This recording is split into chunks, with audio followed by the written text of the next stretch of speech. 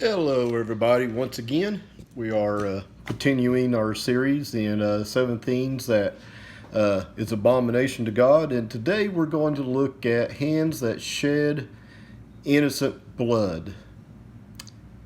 You know, why do we murder? Why do people feel like they have to kill others?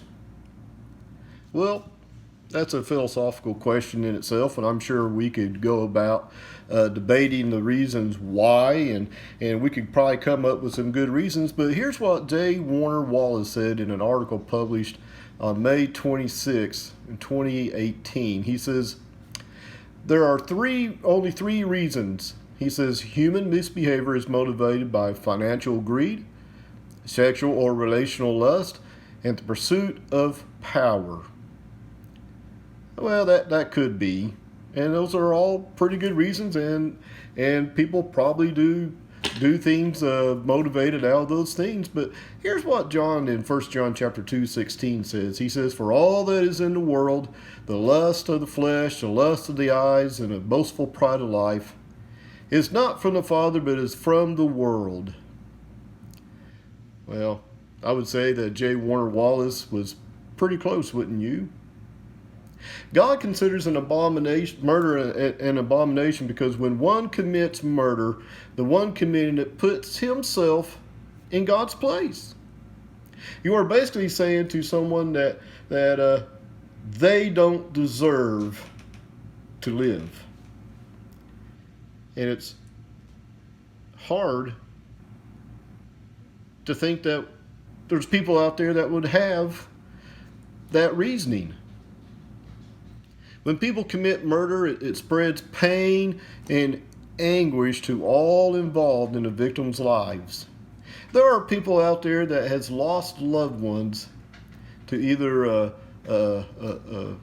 serial killer or some other person aspect of maybe gang shootings that has happened, or someone that they know of that committed the crime against them, such as murder. But there are people loved ones of that person, of that victim, that are suffering today because of the way they was murdered. You know, a serial killer will oftentimes bury their victims so that they cannot be found, or hide them in some obscure place.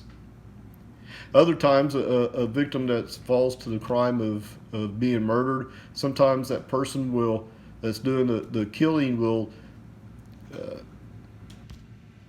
do heinous acts against that body so that they wouldn't be recognized. But it all boils down to that person really has no regard for life.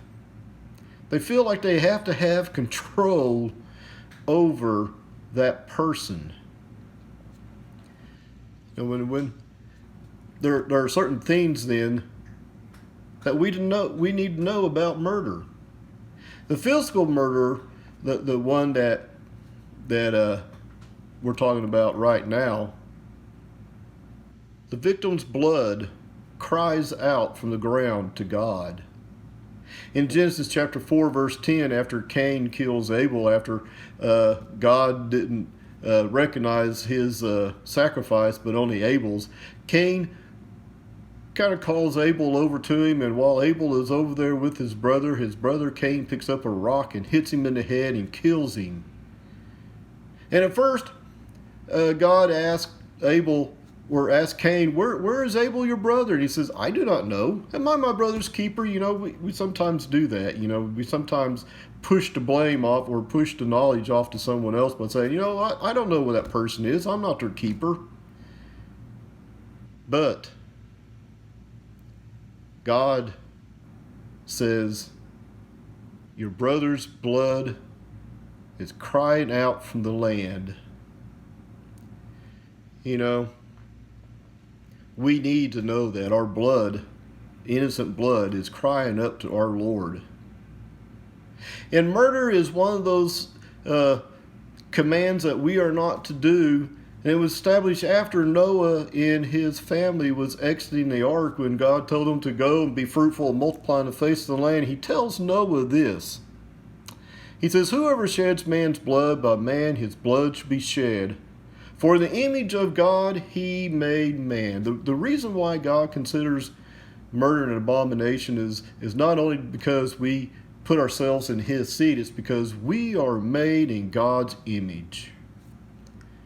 And because of that, we are to let God be the judge as far as that goes. Everyone has the right to know God and has the right to live until God decides their time is up. But if we do murder somebody, God says that man's blood, the one who commits murder, his blood shall be shed. And he expects that command to be carried out with, or still carried out today. But besides committing an actual murder, Jesus tells us this in Matthew chapter 5, verses 21 through 22. He says, "You have heard that the ancients were told, 'You shall not commit murder, and whoever commits murder shall be liable to the court.' But I say to you that everyone who commits murder, or everyone who is angry with his brother, shall be guilty before the court. And whoever says to his brother, 'You good for nothing,' shall be guilty before the Supreme Court. And whoever says, 'You fool,' shall be guilty enough to go into the fiery hell." Just thinking about harming our brothers and sisters, just thinking about harming our neighbors, Jesus says, you're guilty of murder. If you're that angry to where you want to commit murder, that you want to commit harm to the people around you, you're guilty. God considers you guilty. But besides that, we can also, you and I in a church, can commit, I believe, spiritual murder. And I think this is what James is talking about in James chapter 4, verses 1 through 2. James says, "What is the source of your quarrel and conflicts among you? Is not the source of your pleasure that wage war in your members? You lust and do not have, so you commit murder. You are envious and cannot obtain, so you fight and quarrel. You do not have because you do not ask." James says that the reason why you murder is because you lust. You lust after things. You see your neighbor with something and you want it real bad. Well, I'm sure he was talking about spiritual murder. Because if you and I harm somebody to where they want to quit the church, give up on their salvation, give up in following God, didn't we just commit murder? I think we need to make sure that our hands aren't the ones shedding innocent blood. I think you and I need to be real careful about how we think about each other. And think about, instead of trying to do something bad to them, think about doing something good for them. Because if you and I have good, pure thoughts, and our actions are pure and good, doesn't that help everyone around us, including us? I think it does. I hope that you're not committing or thinking about committing any kind of physical murder, but I pray and hope that you don't commit spiritual murder as well. I think you and I need to think about what we think about and put our best efforts into thinking pure thoughts like God thinks. That way we can keep our hands clean. We can keep our hands innocent and not be guilty of shedding blood.